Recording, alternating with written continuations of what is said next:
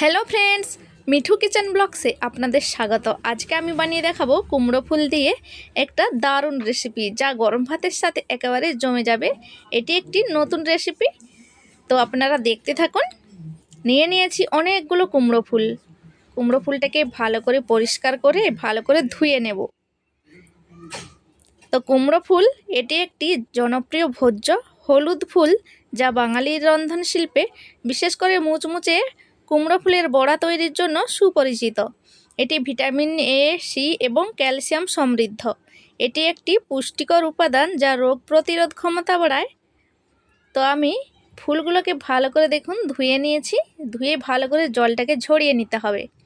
तारपर एकटा मिक्सिং जारे निये निচ্ছি 3টে কাঁচা লঙ্কা, 3টে শুকনো লঙ্কা, 1 চামচ তিল, 1 চামচ সরষে নিয়ে নিয়েছি আর সামান্য পোস্তদানা নিয়ে নিয়েছি। নিয়ে তার সাথে দিয়ে দিচ্ছি পেঁয়াজ কুচি। আমি একটাই পেঁয়াজ নিয়েছি মাঝারি সাইজের। ভালো করে আগে মিক্সিং জারে এটাকে জল দিয়ে পেস্ট করে নিতে হবে। তো পেস্ট করা হয়ে গেছে। এইবার আমি একটা বড় বাটির মধ্যে পেস্টটা দিয়ে দিচ্ছি। দিয়ে দিচ্ছি পরিষ্কার করে ধুয়ে রাখা চিংড়ি মাছ। চাইলে আপনারা চিংড়ি মাছের খোসাটা ছাড়িয়ে দিতে পারেন, আমি খোসা সমেত দিয়ে দিয়েছি। আর দিয়ে দিচ্ছি কুমড়ো ফুল। ফ্রেন্ডস, রেসিপিটি দেখে যদি ভালো লেগে থাকে লাইক কমেন্ট শেয়ার করে চ্যানেলটিকে সাবস্ক্রাইব করার অনুরোধ রইল। দিয়ে দিচ্ছি পরিমাণ মতো নুন আর চিনি।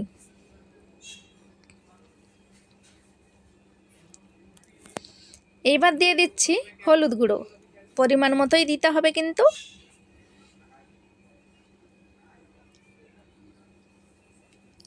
দিয়ে ভালো করে ফুলের সাথে চিংড়ি মাছটাকে মশলার সাথে ভালো করে এভাবে মিশিয়ে নিতে হবে। আজকে আমি এই রান্নাটা আপনাদের সাথে শেয়ার করছি। আপনারা যদি এই রান্নাটা জেনে থাকেন তো কমেন্টে আমাকে জানাতে ভুলবেন না। তো আমি যেভাবে রান্নাটা করছি আপনাদের সাথে শেয়ার করছি। রেসিপিটা কিন্তু পুরোটা দেখবেন, স্কিপ করবেন না। তো ভালো করে আমি মশলা দিয়ে ম্যারিনেট করে নিচ্ছি। যেহেতু আমি লঙ্কা এখানে কাঁচা পাকা দুটোই দিয়েছি, চাইলে আপনারা কাশ্মীরি লঙ্কার গুঁড়ো দিতে পারেন। আমি একটু ঝাল লঙ্কার গুঁড়ো দিয়ে দেব। প্রথমে কিন্তু ভালো করে ফুলের সাথে ম্যারিনেট করে নিতে হবে মশলার সাথে।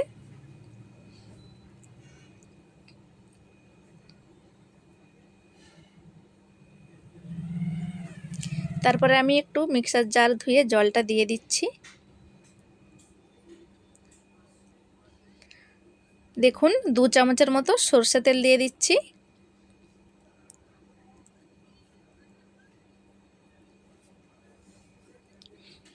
দিয়ে ভালো করে মেখে নিতে হবে। তো দেখুন ঝাল লঙ্কার গুঁড়োটা আমি দিয়েই দিচ্ছি। এটা কিন্তু দিতে পারেন নাও দিতে পারেন। হলুদ কালারটাই কিন্তু বেস্ট, খেতে কিন্তু অসাধারণ হয়। বাড়িতে অবশ্যই বানাবেন, গরম ভাতের সাথে একেবারে জমে যাবে, আর কিছুই লাগবে না। এই রেসিপিটা যদি সাথে থাকে কিছুই লাগবে না। তো আমি একটা পাত্রে জল গরম করতে বসিয়ে দিয়েছিলাম, তার মধ্যে এই বাটিটা দিয়ে দিয়েছি। তারপরে আমি উপর থেকে একটা বাটার পেপার দিয়ে ভালো করে ঢাকা দিয়ে দিচ্ছি। দেখুন 20 মিনিট পরে দেখুন ভালো করে কিন্তু আমি হালকা আঁচেই দিয়েছিলাম। দেখুন ভাপানো হয়ে গেছে, চিংড়ি মাছটাও সেদ্ধ হয়ে গেছে। যেহেতু এখানে ফুলটা দিয়েছিলাম, ফুল থেকেও জল বেরিয়েছে। আমি এইভাবেই রেখে দেব, চাইলে আপনারা আরও শুকনো মতো করে নিতে পারেন। তো দেখুন এখানে আমার রেসিপিটি তৈরি হয়ে গেছে। কতটা অসাধারণ লাগছে দেখতেই পাচ্ছেন। বাড়িতে অবশ্যই তৈরি করবেন, আর আপনারা যদি বাড়িতে বানিয়ে থাকেন আমাকে কমেন্টে অবশ্যই জানাবেন। আর রেসিপিটি কেমন লাগলো আপনাদের কমেন্টে জানাতে ভুলবেন না। তো সাথে সাথে কিন্তু একটু সরষের তেলও দিয়ে দিতে হবে, তাহলে কিন্তু এর টেস্টটা আরও বেড়ে যাবে। ভালো করে সরষের তেলটাকে মিশিয়ে নিচ্ছি। তো এখানে রেসিপিটি আমি শেষ করছি। দেখা হবে পরবর্তী ভিডিওতে। ভালো থাকবেন, সুস্থ থাকবেন।